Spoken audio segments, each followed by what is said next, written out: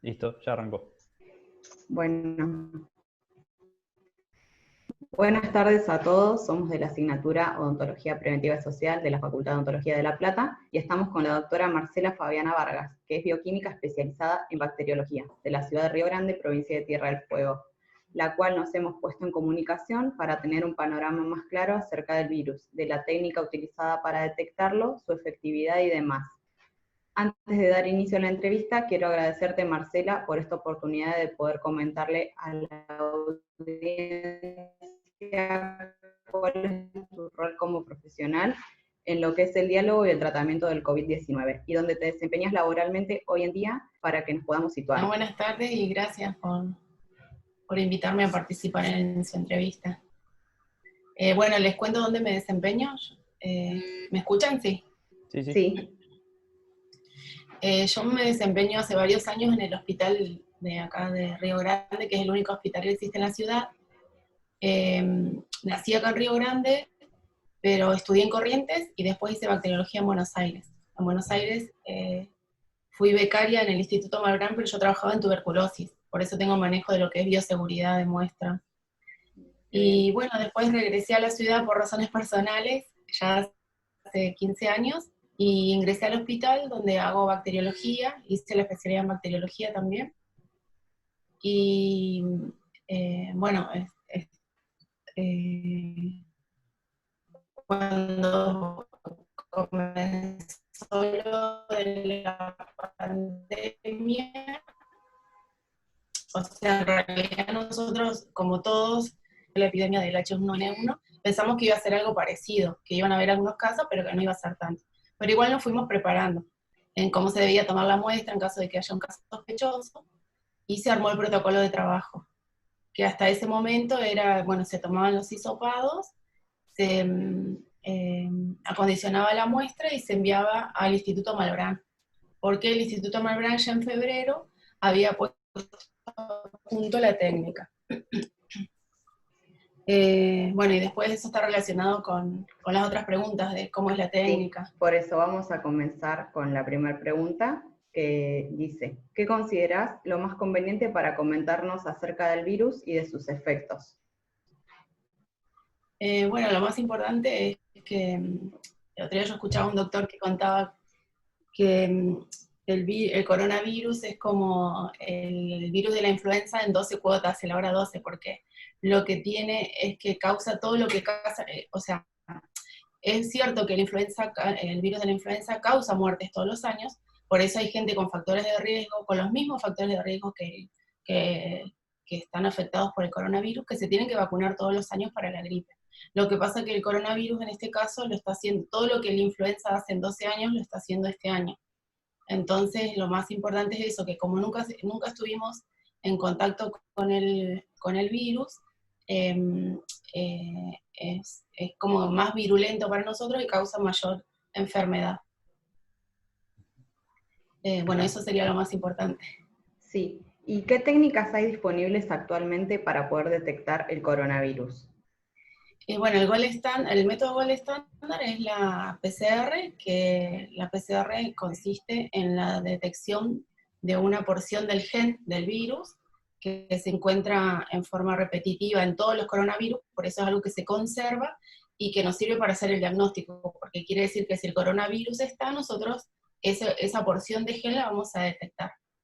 Entonces, bueno, ustedes conocen, en realidad el coronavirus es un virus RNA. Sí. Lo que se hace en la técnica se lo transforma a DNA, porque todas las técnicas de amplificación de ácidos nucleicos a través de DNA. Entonces primero actúa una enzima que se llama retrotranscriptasa y lo transforma a DNA. Ese DNA es de cadena simple, entonces lo que se hace en la técnica, se agrega un pedacito se llaman primers, eso que son una porción del codificado que complementa con el gen que estamos buscando, eso se pega en el ADN que tenemos en la muestra, y de ahí es como una maquinaria que va pegando nucleótidos y va transformando, o sea, es como que estamos sintetizando en forma artificial todo el material genético del coronavirus. O sea, lo que hacemos es de una manera que no lo vemos que es muy microscópico, tratamos de detectarlo de alguna manera, y lo que se hace se detecta con sustancias que fluorescen. Entonces, bueno, o sea, la técnica entonces consiste en amplificar el genoma del virus para poder detectarlo por la técnica de PCR, que se llama. Ese es el gol estándar. Después hay otras técnicas que son menos sensibles o menos específicas, pero bueno, esta técnica es la de La más referencia. usada. Listo. Sí. ¿Y cómo se llaman las sustancias que utilizan? En los reactivos que se utilizan, Sí. entonces se usan enzimas, se usan los oligonucleótidos, que son la adenina, timina, todo eso, que son Sí. los DNTP, se llaman. Los primers, que son los que van a complementar, los que si está el virus van a complementar con la porción del gen que está presente en la muestra y después se va a amplificar. Y se usa que la estrella de la reacción se llama una Taq polimerasa, que es una enzima que lo que hace es eso, sintetizar e ir armando toda la cadena de DNA para poder después detectarla, y también fluorocromos, que son los que, si está presente, si se forma esa doble cadena y está en gran número, eso florece y nosotros lo detectamos. Listo. Listo, Marcela, gracias. Bueno, buenísimo. Ahora sigo yo. bueno.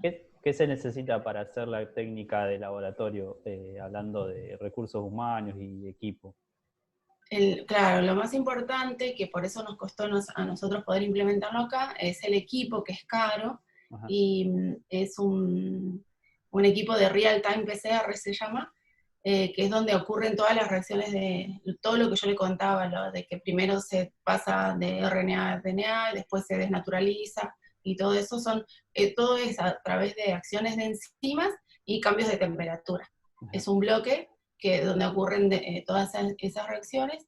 Y bueno, después se necesita otro equipamiento que es un poco más barato, pero un termociclador, que es el equipo ese, cuesta alrededor de $30.000. Ajá. Y bueno, y después se necesitan los equipos complementarios, porque no es que nosotros tomamos el hisopo y lo colocamos dentro del equipo. Nosotros tenemos que procesar esa muestra y primero obtener el material genético, obtenemos el RNA. Ajá. Y una vez que tenemos el RNA, ahí ya hacemos la reacción de amplificación. Y entonces, en cuanto a recursos humanos, se necesita tener personal que tenga manejo de lo que es extracción del RNA o del DNA, y en las técnicas de amplificación, porque bueno... Que esté capacitado. Que esté capacitado, sí. Claro. Está bien. Bueno, y después si nos podrías comentar un poco del trabajo del laboratorio de biología molecular. ¿Cuál es el trabajo que realiza?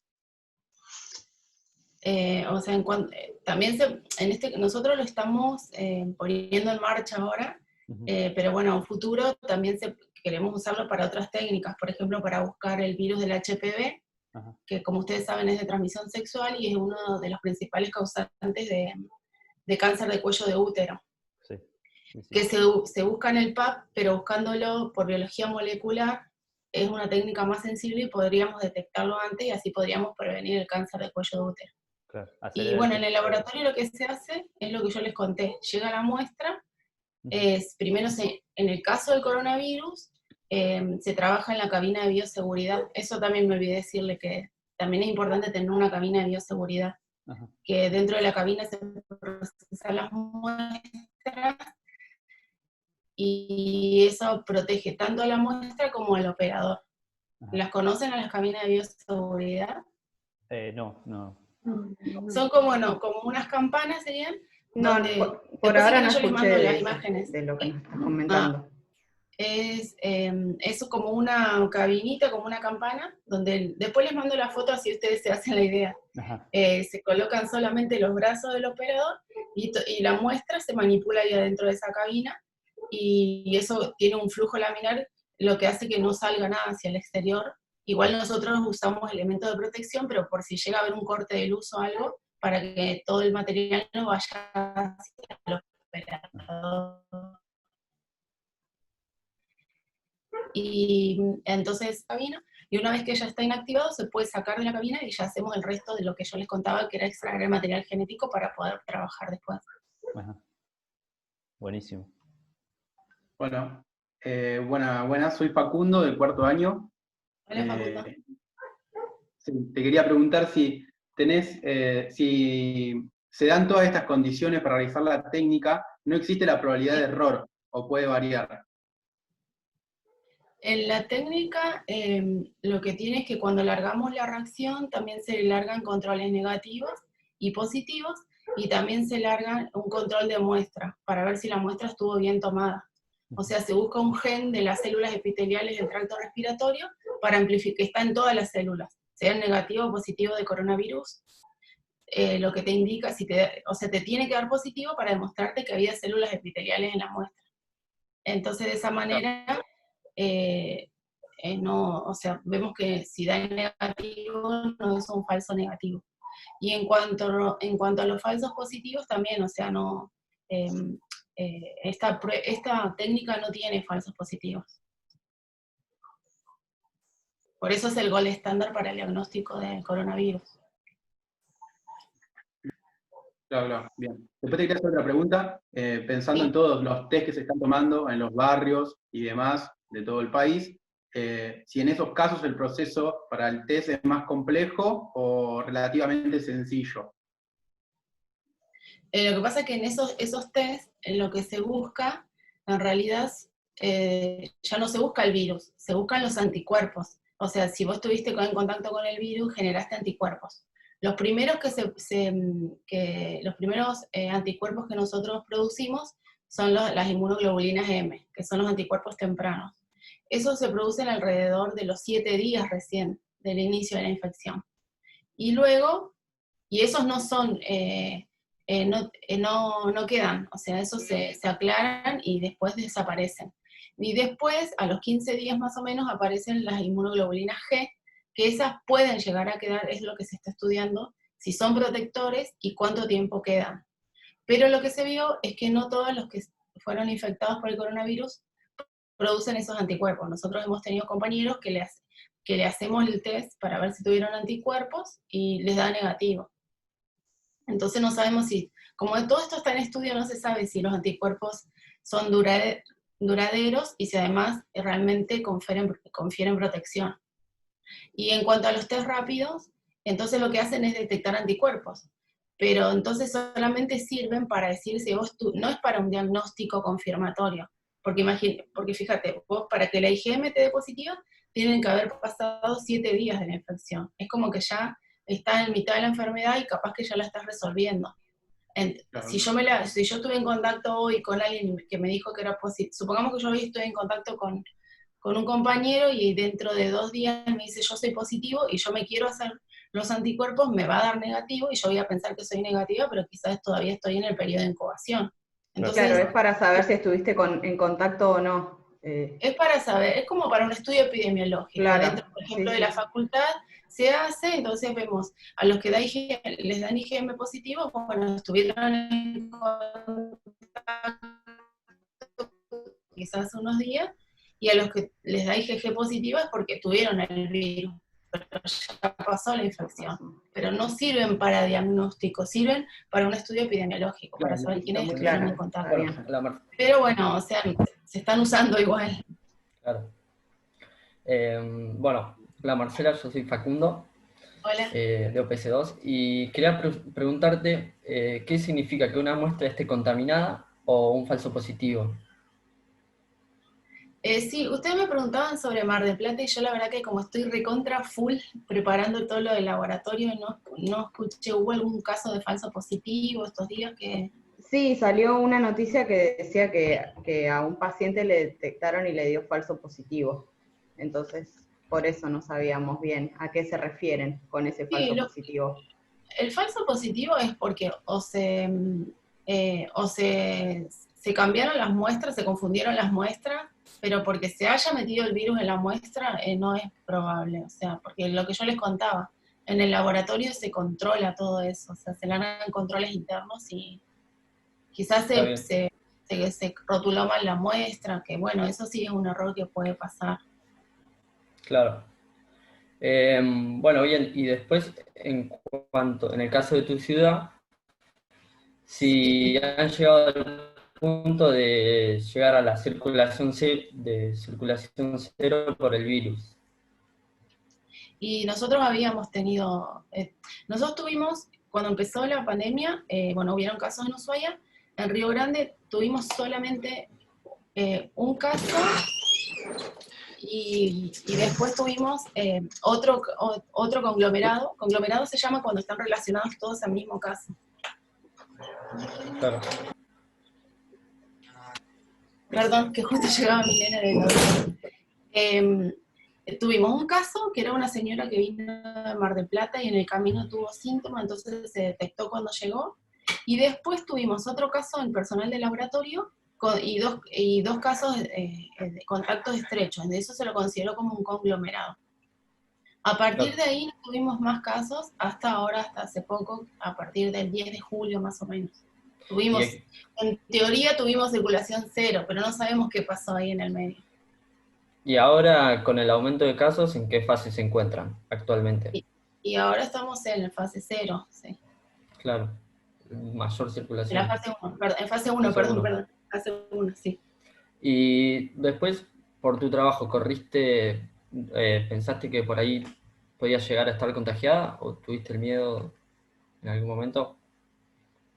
No, o sea, no sé si ustedes, bueno, ahora no están yendo a la facu, pero por ahí en la facu están en contacto con pacientes o no, pero sí, o sea, el riesgo sabes que está todos los días, pero usamos los elementos de protección y la práctica de lavarse las manos o de desinfectarlas con alcohol 70. Pero bueno, yo miedo no tuve porque o sea, a mí me gusta lo que hago y sé que, o sea, me sentía preparada para esto y sé que lo tengo que hacer porque es lo que yo elegí. O sea, está muy bien. Muchas gracias. Bueno, de nada. Hola Marcela, yo soy Zaira de tercero. Y quería preguntarte, ahora que vos decías que a partir del 10 de julio tuvieron mayor circulación, ¿cuántos test se están haciendo por día? En promedio.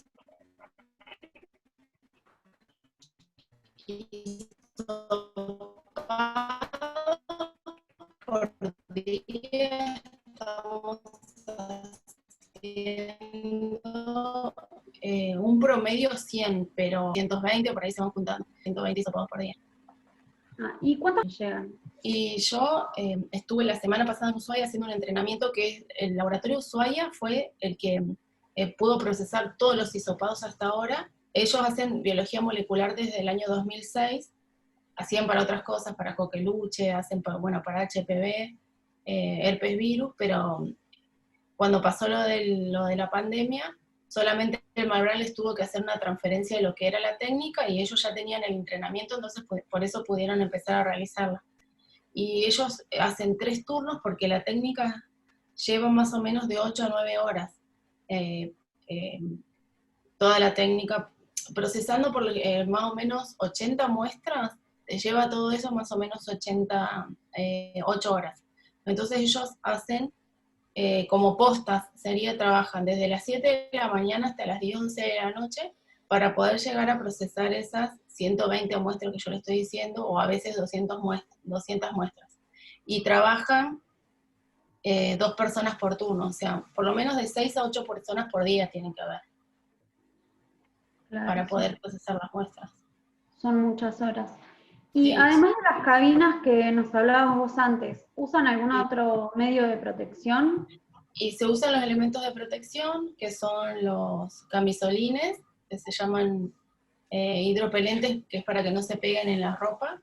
Se usan los barbijos N95, que no sé si los conocen, ¿sí? Sí. Y bueno, los guantes y además la mascarilla. Y cofia también se puede usar, a veces se usa, a veces no se usa. No está recomendado usarlo, en el caso nuestro no está recomendado usar botas, porque dice que cuando uno se las quita por ahí tenés más riesgo de contaminación. Claro. Bueno, muchas gracias. No, de nada. Hola Marcela, mi nombre es Kiara, soy de OPS2 y mi pregunta es si crees que a partir de esta nueva pandemia a nivel mundial va a haber una mejor preparación, eventualmente si hay lugar para una próxima. Y sí, yo creo que sí, o sea, esto trajo un cambio para todos y a nivel del laboratorio, que es lo que yo hago, sí, porque no estaban preparados todos los laboratorios. Por ejemplo, en Chile, que ellos tienen más tecnología ya, tenían los termocicladores que yo les contaba. La otra vez un proveedor se puso en contacto con nosotros y nos dijo que, bueno, acá del equipo que ellos nos ofrecían, tenían vendidos, supongamos, de 3 a 5, y que en Chile habían vendido un montón. O sea, ya en Chile como que es más accesible a nivel económico poder armar un laboratorio de biología molecular. Yo creo que acá con el tema de que nuestro dólar estaba muy alto y todo eso, y todo es el precio dólar, nos costó un poco más preparados. Por ejemplo, nosotros acá en Río Grande hace un montón que queríamos montar el laboratorio de biología molecular, y bueno, y gracias al coronavirus es como que se pudo acelerar un poco, pero si no todavía estaríamos esperando. Y bueno, y a nivel de lo que es internación y camas con respiradores, bueno, o sea, por ahí depende de que se construyan también hospitales nuevos, porque hoy en realidad está todo abocado al coronavirus. Acá en el hospital, la terapia pediátrica se desocupó y quedó como terapia para el caso de pacientes con coronavirus. El ala de maternidad quedó en todo ala para COVID. O sea, creo que estamos preparados, sí, pero que necesitamos mayor infraestructura, o sea, si lo queremos conservar, ¿no?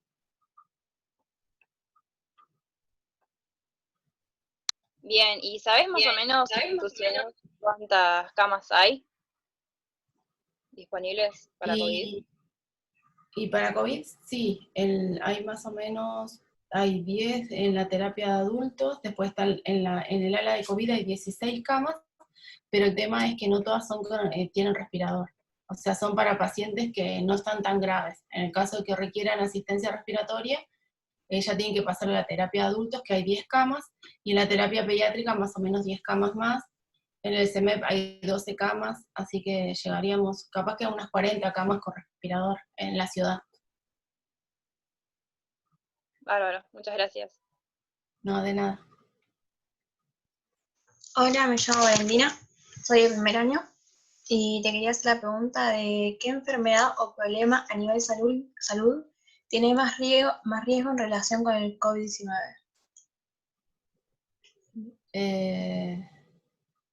No, y también también ocurría en enero o febrero, también estaba el tema del dengue, que también es importante, porque tampoco hay vacunas. O sea, ese es el problema de las enfermedades, que también es un virus, en las enfermedades virales, en que por ahí es difícil construir las vacunas. Y bueno, también en este momento en el país, y más sobre todo en el verano, por eso ahora no se escucha tanto, con el tema de la presencia del mosquito, también es una enfermedad de importancia a nivel de salud pública. Porque también causa muertes. Claro, Sí, claro. Acá es el como que no se la tiene muy en cuenta, digamos, como para... Sí. Y tiene también muchos riesgos. Sí. Acá en La Plata hubo una circulación bastante potente de dengue en el verano. Claro. Porque antes se escuchaba, yo estudié en Corrientes, y me acuerdo cuando yo estudiaba, se escuchaba, bueno, en Brasil, podía llegar Paraguay, Corrientes, pero ahora llegó a la parte más central de nuestro país. Sí, yo escuché. Sí.